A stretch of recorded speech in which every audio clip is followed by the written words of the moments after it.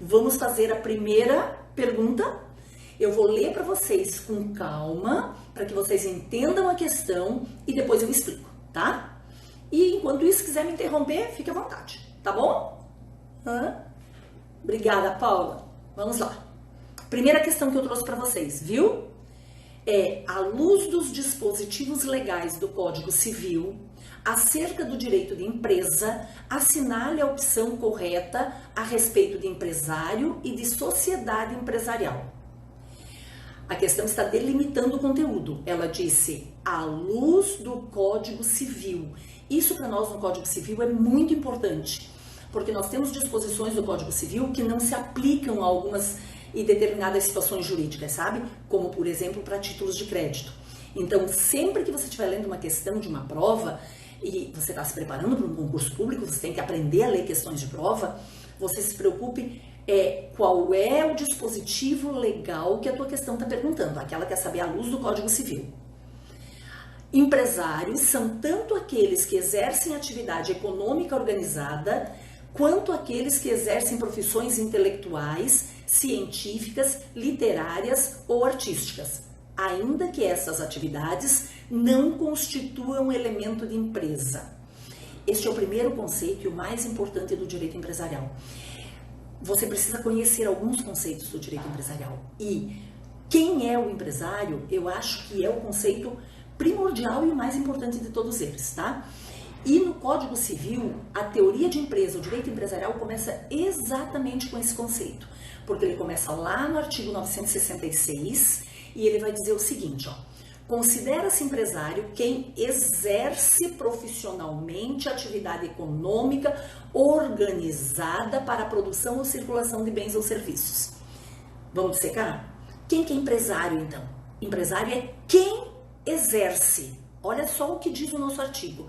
Empresário é quem exerce. Então, eu estou falando de uma pessoa, certo? E essa pessoa, ela pode ser física ou ela pode ser jurídica. Tanto faz, porque nós temos os dois institutos e os dois não se misturam, certo? Então, eu posso ter uma pessoa física sendo empresário, eu posso ter uma pessoa jurídica sendo empresário. Então, é quem exerce a atividade empresarial. E esta atividade empresarial, ela tem que ser feita de forma organizada, com profissionalismo, ela tem que objetivar lucro e ela é feita para a produção e circulação de bens ou serviços, certo? É a primeira coisa que nós vamos aprender agora. Sabe, nós principalmente que somos da área do direito, quando vamos qualificar alguém, a gente diz assim, João da Silva, brasileiro, empresário. Empresário depende, pode até ser que ele não seja, ele pode ser só sócio da empresa. Nós temos o hábito de achar que o sócio da empresa é empresário e nem sempre ele é. Ele pode ser simplesmente o sócio da empresa. Se ele não estiver exercendo atividade, ele pode ter outra pessoa exercendo atividade para ele, um outro sócio, um administrador, entendeu? Então, empresário é só quem está exercendo atividade empresarial. Pera, que saudade também. Beijo. Olha, é só quem está exercendo, certo? Só que, se eu continuo dizendo isso para você, você vai dizer assim, professora, mas então todo mundo pode ser empresário? Basicamente todo mundo. Só precisa ter alguns requisitos que o Código Civil exige. Por exemplo, capacidade plena. Eu tenho que ter capacidade plena para ser empresário. Capacidade plena eu adquiro quando? Quando completo 18 anos. Não é verdade? Ou, então, dos 16 aos 18, num daqueles meios de emancipação, que nós vamos ver numa outra questão daqui a pouco, tá? Mas, a princípio, eu tenho que ter capacidade plena. Então, se eu tenho capacidade plena, se eu exerço uma atividade de forma profissional, econômica, portanto, visando lucro, para a produção e circulação de bens ou serviços, sou empresário.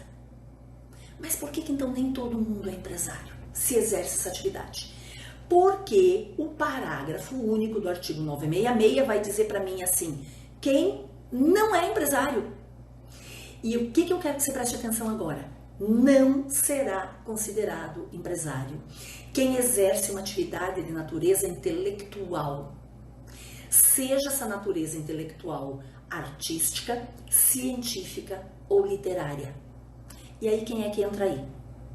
Médicos, arquitetos, engenheiros, contadores, administradores, todas aquelas pessoas que para exercer a sua atividade usam o seu único conhecimento intelectual.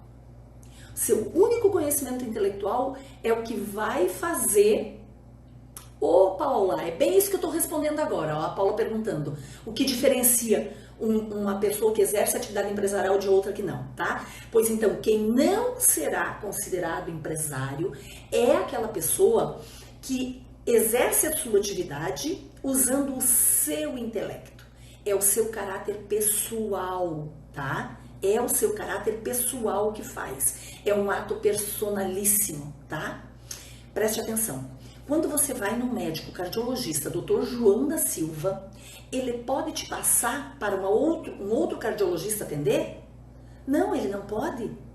Por quê? Porque você quer o conhecimento dele.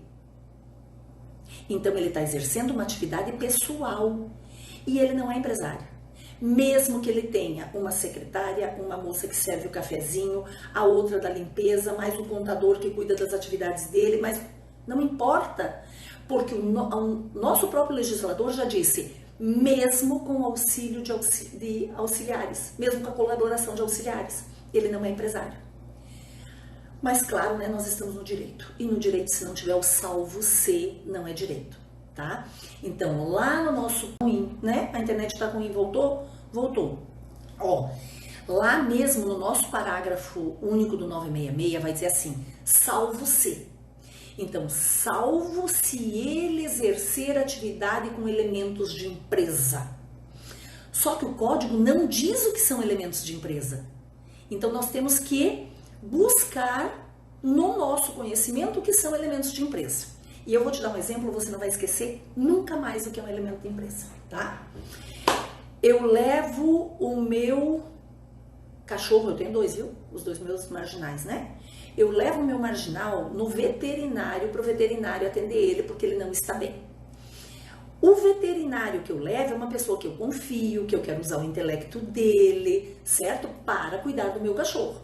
Portanto, eu chego lá, ele não pode passar o meu cachorro para um outro veterinário atender, porque eu quero o intelecto dele.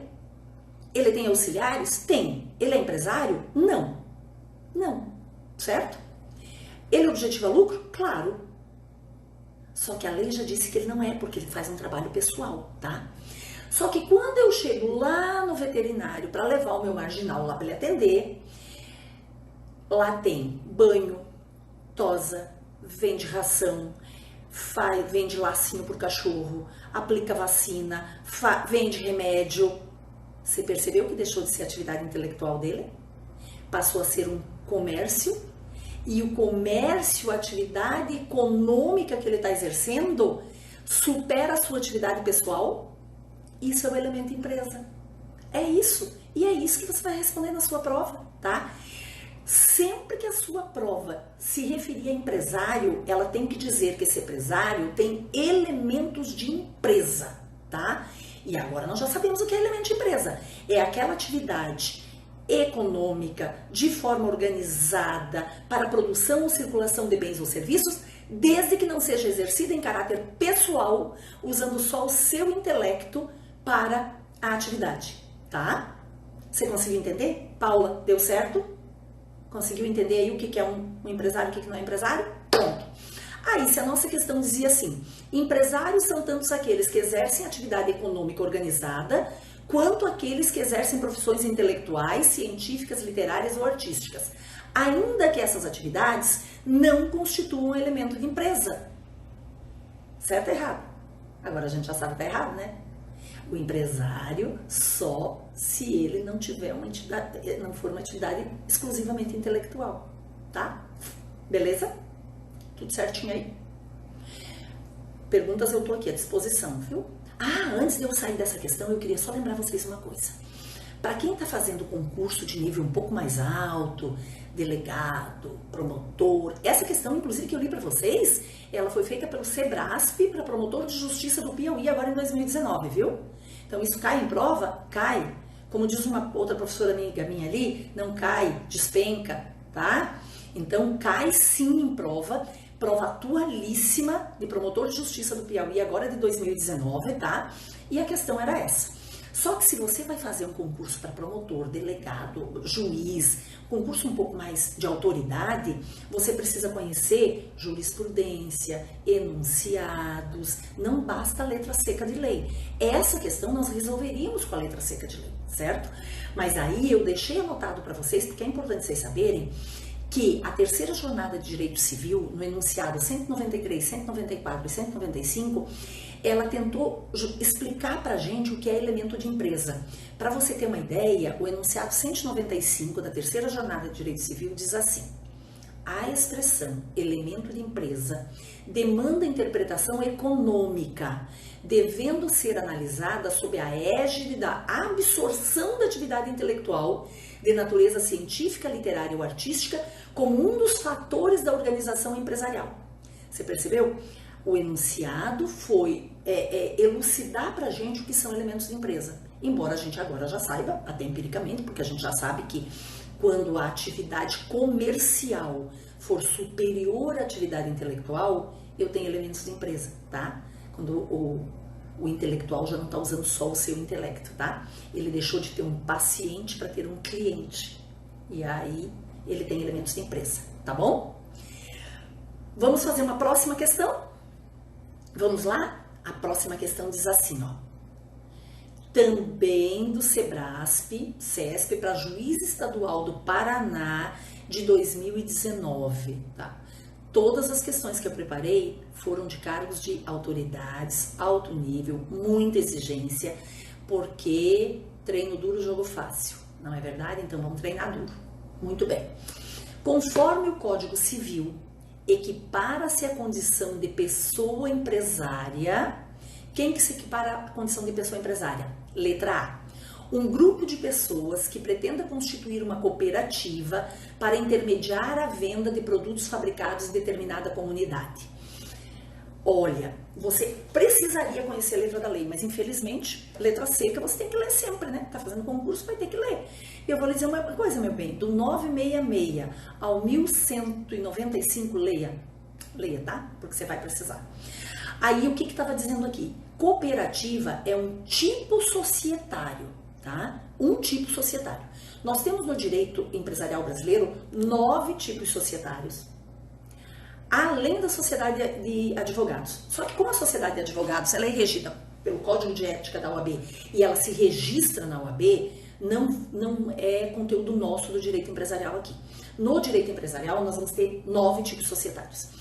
Então, quando uma pessoa decide se tornar empresário, ela tem 9 opções para escolher um tipo empresarial, certo? Só que assim, uma cooperativa, ela não é considerada uma sociedade empresária. Ela não é considerada uma sociedade empresária por força de lei. Porque o artigo 982 do Código Civil diz assim, ó, no parágrafo único, tá? Independente de seu objeto, considera-se empresário uma sociedade por ações. E simples a cooperativa. A cooperativa será sempre uma sociedade simples, por força de lei.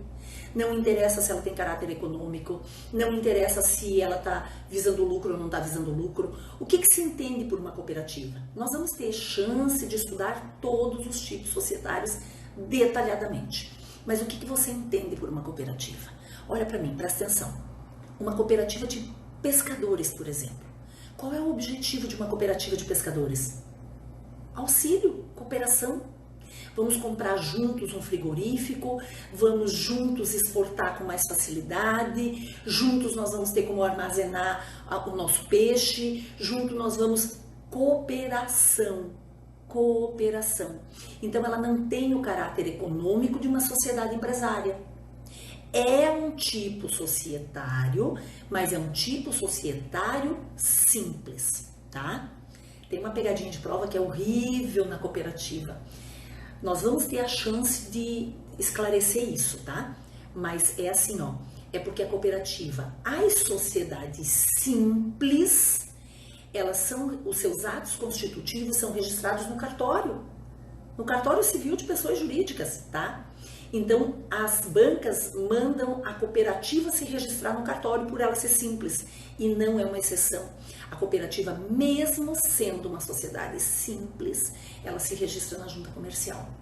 Eu espero ter logo daqui para frente, a gente vai fazer aula todos os dias, uma questão muito específica disso para a gente esclarecer como é que se registra ato constitutivo, tá? Mas enfim, então, esse item A tá errado porque um grupo de pessoas que pretenda constituir uma cooperativa não é uma sociedade empresária, tá? Não é por força de lei, certo? Letra B. Um casal que resolva criar um instituto exclusivamente para difundir informações de determinada causa social. Isso é uma empresa? É uma sociedade empresária?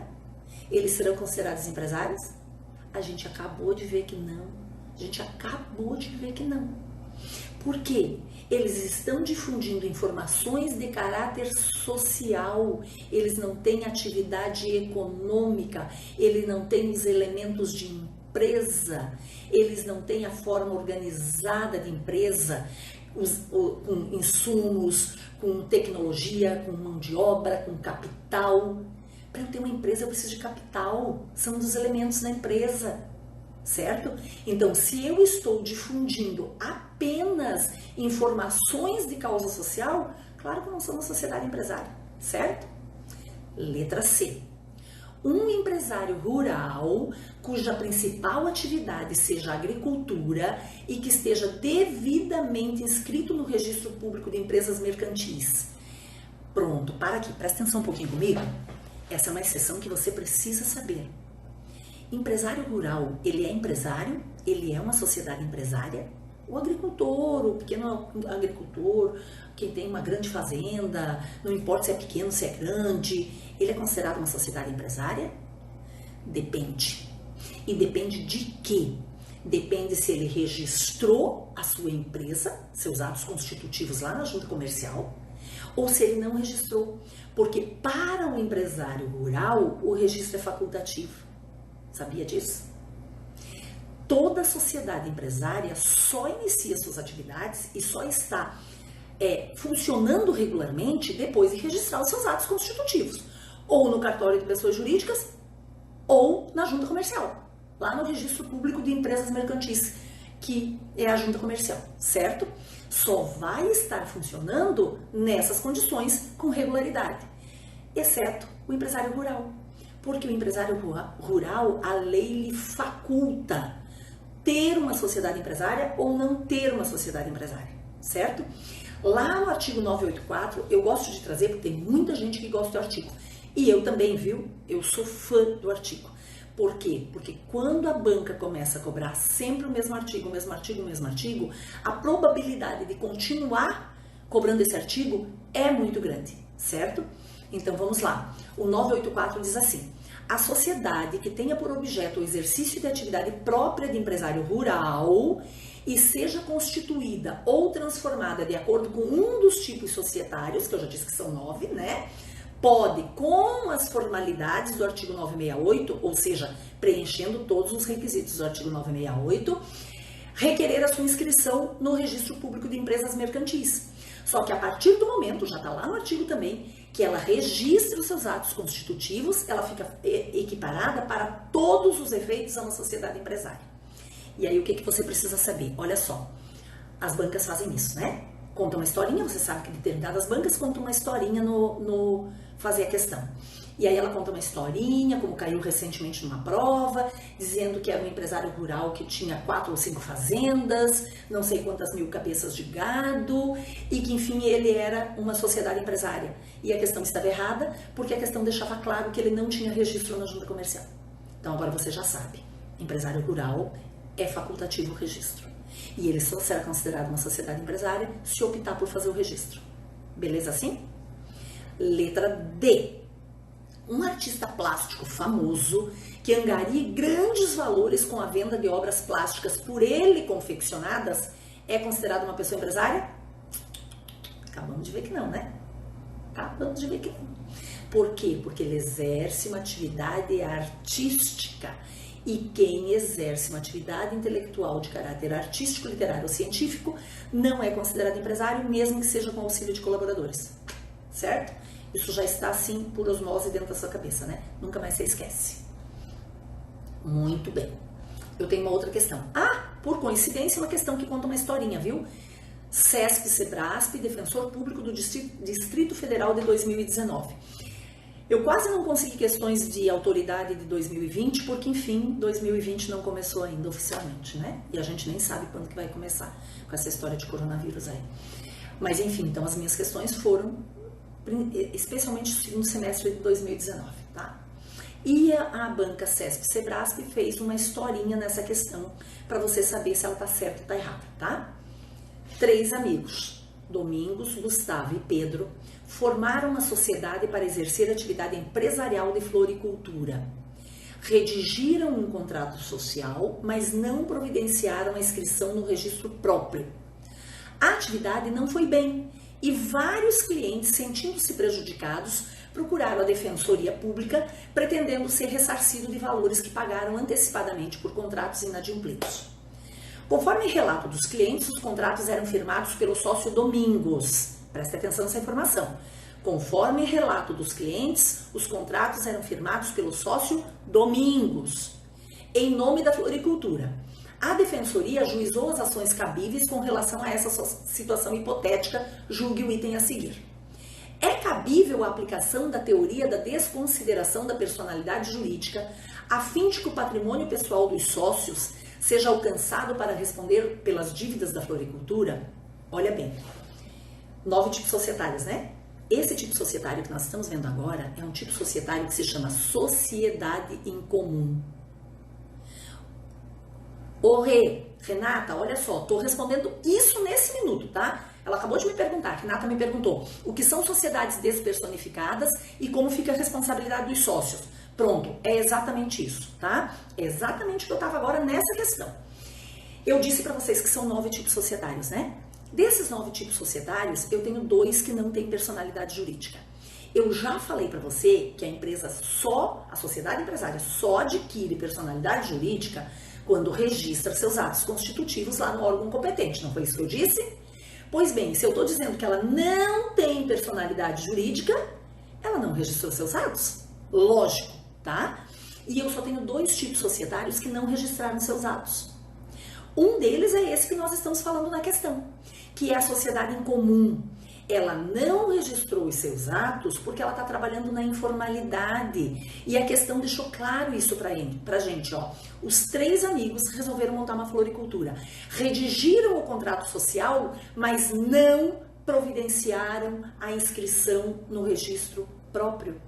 Portanto, eles estão trabalhando na informalidade.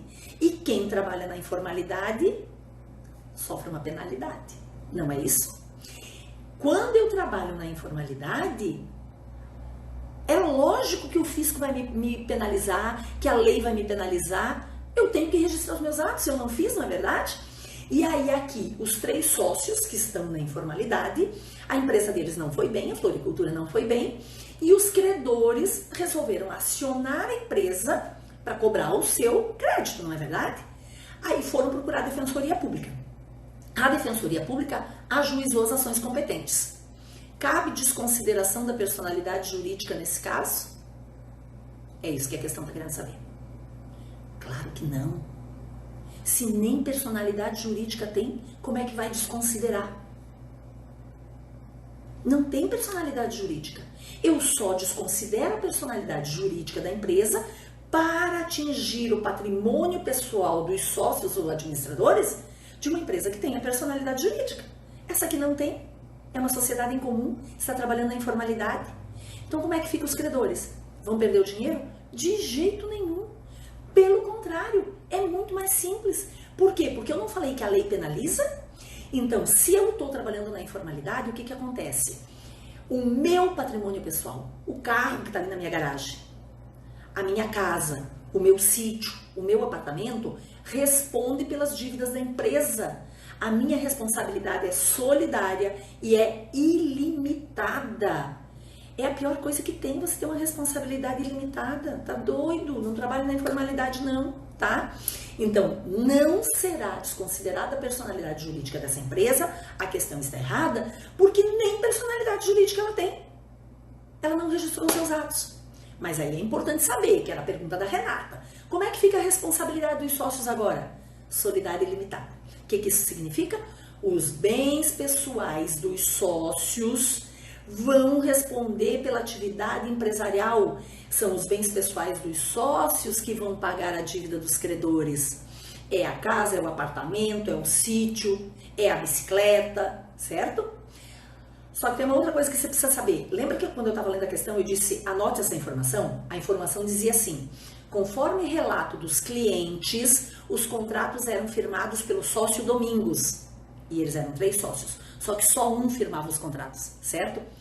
Esse sócio que firmava os contratos, que praticava os atos de gestão da sociedade, ele perde inclusive o benefício de ordem. E você precisa saber o que é benefício de ordem. Benefício de ordem é assim, eu estou atrás, né? Pegue primeiro o patrimônio especial da empresa, porque esse patrimônio não tem capital social, é considerado patrimônio especial. Pegue primeiro as flores, os vasos, os quadros que estão na parede, os equipamentos para montar os arranjos. Isso é o patrimônio especial da floricultura. Se esse patrimônio especial da floricultura não cobrir os débitos, aí sim você vai pegar o patrimônio pessoal da empresa, o patrimônio pessoal dos sócios. Só que o Domingos não era ele que assinava pela sociedade, ele perde esse benefício. Quando os credores chegarem lá, ele vai dizer assim, pega aqui os quadros que estão decorando, e o credor vai dizer que era o caminhonete que estava na sua garagem. Ele perdeu o benefício de ordem porque foi ele que praticou os atos de gestão pela sociedade em comum, tá? Então, assim, para a hora da prova, responsabilidade na sociedade em comum, solidária e ilimitada, tá bom? Deu para entender? Deu para entender, Rê? Vamos lá. Mais uma questão. De novo, CESP, SEBRASP, Defensor Público, Distrito Federal 2000. Pronto, voltou, né? Eu acho que sabe o que é isso, gente? Essa história de coronavírus, todo mundo dentro de casa, todo mundo na internet ao mesmo tempo, não há internet que dê conta, viu? Vai e volta, vai e volta. Mas olha só.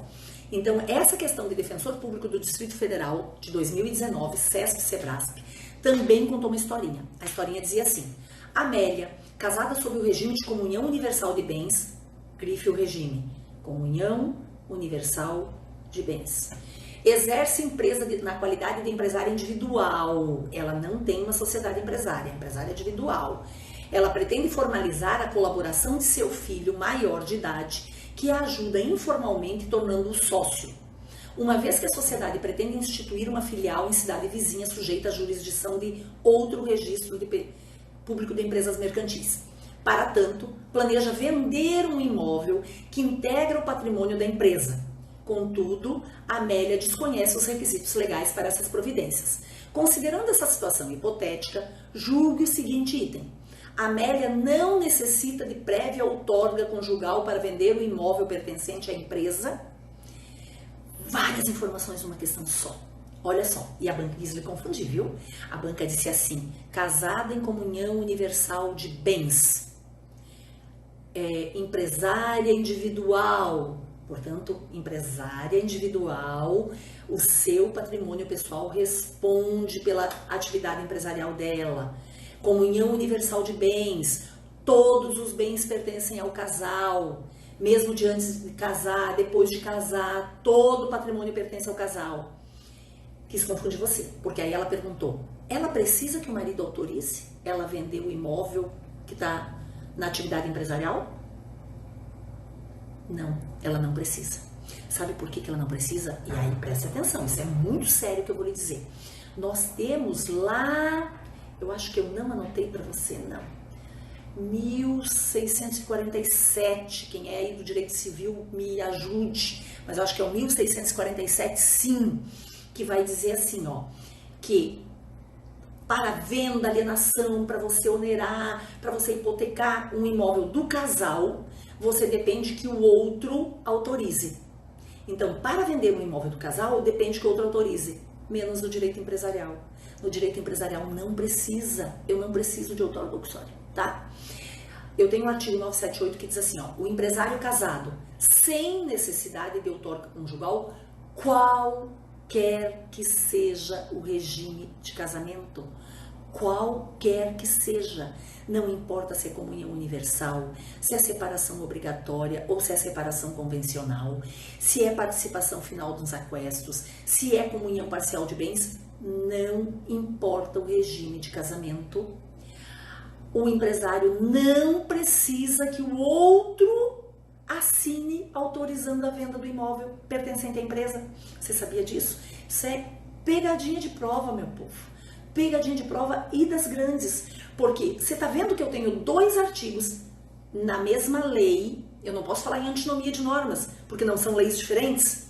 Não são leis diferentes que eu tô falando aqui. Eu estou no mesmo Código Geral e eu tenho 2 artigos se contradizendo. Você está vendo? O 978 diz que não depende da assinatura do marido e o 1647 diz que depende da assinatura do marido ou da esposa, certo? Mas para o direito empresarial vale o 978. Portanto, não precisa de outorga uxória. E esse nome feio, outorga uxória, nada mais é do que outorga conjugal, outorga marital, assinatura do outro cônjuge, tá? Para você vender um imóvel pertencente à empresa. Claro, preste atenção no que eu vou dizer agora, tá? Isso que eu tô respondendo para vocês, você vai dizer numa prova objetiva. Na prova objetiva, que você vai marcar certo ou errado, você vai dizer certo, não precisa mesmo, tá? Agora, se você está numa prova de segunda fase, discursiva, oral, você vai encantar o seu examinador se você disser para o seu examinador que a doutrina, as jornadas de direito comercial, eles têm um outro entendimento. Eles têm um entendimento dizendo que não depende de outorga uxória desde que o outro cônjuge já tenha autorizado a venda na constituição ou na constituição do patrimônio da empresa e que essa autorização de venda já tenha sido averbada no registro da empresa, já tenha averbado no registro do imóvel, aí não depende mais de outorga uxória. Mas preste atenção, esse é o entendimento da segunda jornada de direito comercial, enunciado 58. Isso só vale se você estiver lá numa segunda fase, numa prova oral, que você quer realmente encantar o seu examinador, aí você vai se referir ao enunciado, vai se referir à jornada do direito comercial, mas senão você vai dizer, não depende, letra seca de lei, tá bom? Deu para entender? Se não deu, grite aí, viu? Grite aí. Vocês já viram que eu sou meia ligada no 220, né? E eu começo a falar, não paro mais, aí eu nem vejo se tem pergunta. Mas tô olhando, viu? Se precisar, tô aí, tá? A próxima questão que eu trouxe para vocês, pra gente discutir, nós já estamos com 40 minutos de live. Eu juro pra vocês que é a última, tá? Tá? Eu não quero fazer nada longo, porque senão cansa mesmo, tá? É a última. Juiz estadual do TJ de Santa Catarina, minha terrinha, né? Santa Catarina, beijo para quem é de Florianópolis. Quem é de Santa Catarina no todo, Juiz Estadual de Santa Catarina de 2019. À luz do Código Civil, assinale a opção correta a respeito das empresas individuais de responsabilidade limitada, EIRELI ou EIRELI, como você pretenda, tá? Tanto faz. O nome, você sabe o que é uma EIRELI? Empresa Individual de Responsabilidade Limitada. Até recentemente, nós vamos discutir amanhã, esse assunto eu vou trazer amanhã. Nós tivemos uma lei 13.874 de setembro de 2019, que mudou esse entendimento completamente, você vai precisar saber para a tua prova, tá? Mas até setembro de 2019, ou até abril, quando surgiu a medida provisória 881, né? Para eu ter uma empresa de responsabilidade limitada, eu precisava de no mínimo 2 partes. Porque a letra da lei me dizia assim, a sociedade é formada por partes, no plural, tá? Então, se eu quisesse ter uma sociedade de responsabilidade limitada, eu precisaria ter mais do que um sócio nessa sociedade. Hoje em dia eu não preciso mais, porque a lei 13.874 alterou esse dispositivo, certo? mas não transformou a Eireli, o artigo 980A, em letra morta de lei, não, viu? Continua valendo, tudo tá lá direitinho, inclusive acrescentou mais um parágrafo, parágrafo 7º, tá? A lei alterou acrescentou um parágrafo. Então, a Eireli é uma sociedade de responsabilidade limitada que tem um único sócio. Eu, sozinha, sou sócia da minha empresa, tá? E a responsabilidade é limitada. O que significa? O meu patrimônio pessoal não responde pelas dívidas da empresa, certo? O melhor dos mundos. Sou sócia sozinha, não preciso dar explicação para ninguém e ainda assim o meu patrimônio pessoal não responde pelas dívidas da sociedade. Mas você acha que o legislador ia deixar barato? Ia nada. A gente não precisa proteger o terceiro que está fazendo negócio com a sociedade? Precisa, né? Então o que ele fez? Você quer ser sócio, você quer ter uma empresa de responsabilidade limitada sozinho, sem outro sócio? Integralize 100 salários mínimos de capital social. Integralize, no mínimo, 100 salários mínimos de capital social. O capital social, o salário mínimo hoje é 1.045, né? Imagine você, R$ 104.500, você pega do seu bolsinho, põe lá na conta da empresa, que é para você poder ter uma sociedade limitada com sócio só, denominada Eireli, ou Eireli, como você preferir. Toda a regulamentação desse tipo societário, não é um tipo societário, nós só temos 9, é um subtipo da limitada, tá? Toda a regulamentação está no 980A, nos seus incisos e 7 parágrafos. Tudo lá, viu? Vamos lá? O nome empresarial, estamos falando de uma Eireli, tá? O nome empresarial deverá ser formado com o uso do termo limitada. Claro que não, com o uso do termo Eireli, né? Nós já sabemos que quando eu vou constituir uma empresa, quando eu coloco o nome da minha empresa, no final do nome eu tenho que dizer que tipo societário ela é, certo? Se eu tenho uma sociedade limitada, eu vou escrever lá Sonho Bom Panificadora Limitada, porque ela é limitada. Agora, se eu tenho uma Eireli, eu vou escrever Sonho Bom Eireli. Porque quem está negociando comigo tem que saber qual é o tipo societário, qual é a responsabilidade dos sócios. Então, obrigatoriamente, o nome vai ser no final do nome, vai ter que constar que tipo societário é essa sociedade. Então, se eu tenho uma Eireli, ela vai ser o nome da empresa, Eireli no final. Agora, tem uma outra curiosidade na Eireli que é muito legal, tá? Para eu constituir uma Eireli, o meu nome empresarial, eu posso escolher que tipo de nome eu vou ter. Eu tenho duas opções. Eu posso escolher firma ou denominação. O que é firma? Firma é o meu nome. Meu nome pessoal, meu patroninho, certo? Meu nome pessoal. E denominação é quando eu invento um nome, quando eu crio um nome para minha sociedade, certo? Eu posso ter uma Eireli que se chama Rosângela Kemp Eireli. Posso, beleza, a lei me permite. Eu posso escrever Rosângela Kemp Roupas Femininas Eireli. Posso, não tem problema nenhum, a lei me permite. Mas eu posso também criar um nome. Eu posso escrever Padaria Sonho Bom Eireli. Eu criei um nome. Então isso significa que eu posso ter dois tipos de nome para uma empresa. Firma ou denominação. Firma é sempre quando eu uso o meu próprio nome e denominação é quando eu crio um nome. E a Eireli pode escolher, o empresário da Eireli, ele decide se ele quer o nome dele ou se ele quer fazer uma denominação, desde que não esqueça de escrever Eireli no final, tá? Vamos lá? Letra B. A participação do empresário em outra Eireli é permitida, sendo a ele, entretanto, vedada a participação em outras espécies societárias. Não. Quem tem Eireli só pode ter uma Eireli, tá? Você só vai ser sócio de uma Eireli. Só uma? Não vai ter mais do que uma. Agora eu vou lhe contar uma coisa que você vai ficar de queixo caído. Lá no 980A diz assim, a Eireli é formada por uma pessoa, mas não disse se essa pessoa era natural ou jurídica. Não, só disse uma pessoa. E eu falei para vocês, nós temos pessoas físicas e pessoas jurídicas, não é verdade? E aí, claro que as pessoas jurídicas caíram em cima do STJ querendo ser Eireli também. E o que o STJ disse? Pode. pessoa jurídica pode constituir EIRELI, desde que seja uma única pessoa jurídica constituindo a EIRELI, certo? E aí isso virou uma celeuma e o DREI, que é a regulamentação das empresas, disse o seguinte, acho que é o DREI 38, tá?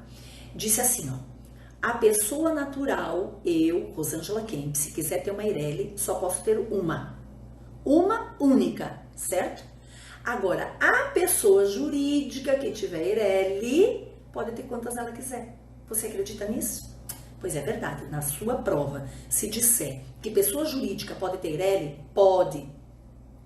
Se a pessoa física só pode ter uma, só uma. A pessoa jurídica pode ter mais do que uma? Pode, tá bom? Vamos lá, letra C. A formação dessas empresas poderá ser resultado da concentração de cotas de outra modalidade societária na pessoa de um único sócio. Tá correto esse item e eu vou tentar traduzir, tá? Porque a CESP aqui, ele enrolou um pouquinho o item, tá? Se eu tenho uma EIRELI, eu posso constituir uma EIRELI. Eu já começo a minha empresa com uma EIRELI, sabe? Eu começo ela formando uma EIRELI. Vou lá, integralizo sem salários mínimos, monto meu capital social, organizo a minha empresa e começo a trabalhar, ok? Só que de repente eu não tinha uma EIRELI, eu tinha uma sociedade empresária com mais sócios. Eu tinha, sei lá, 1, 2 ou 3 sócios, ou quantos sócios eu tinha.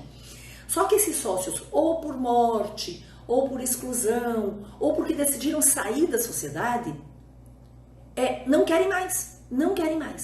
Então eu tinha uma sociedade que era um outro tipo societário e fiquei sozinha na sociedade. Eu posso pegar a concentração dessas cotas e transformar numa EIRELI e ficar só para mim?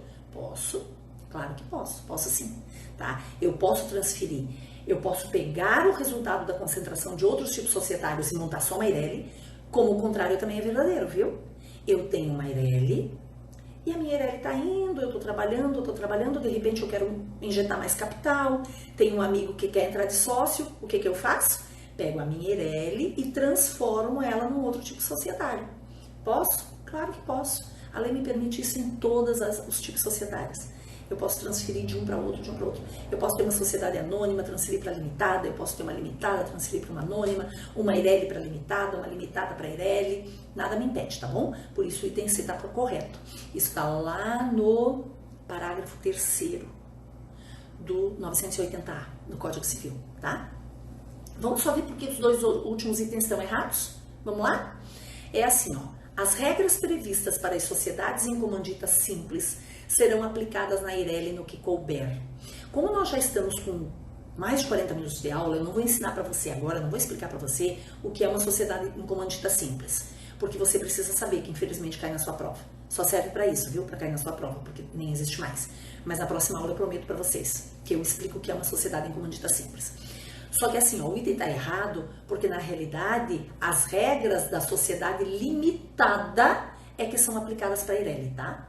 A EIRELI, se houver alguma lacuna na lei da EIRELI, lá nos artigos que trata da EIRELI, ela será subsidiariamente atendida pelas regras da sociedade limitada. O que é muito lógico, né? Porque a EIRELI é uma sociedade de responsabilidade limitada com um sócio só. É natural que as regras da sociedade limitada se apliquem à EIRELI. E por que a letra E está errada, tá?